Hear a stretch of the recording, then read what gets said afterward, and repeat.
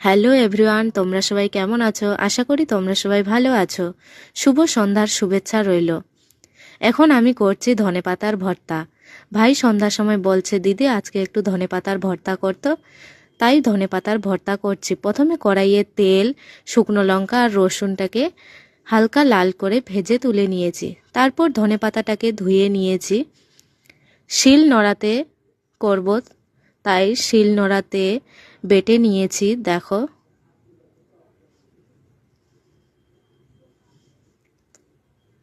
ভালো করে শিল নোড়াতে বেটে নিয়েছি।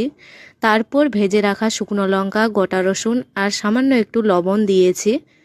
আবারও একটু ভালো করে বেটে নিয়েছি।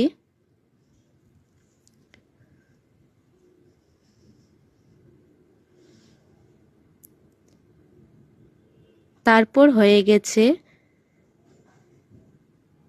একটু তেল দিয়ে ভালো করে মেখে নিয়েছি।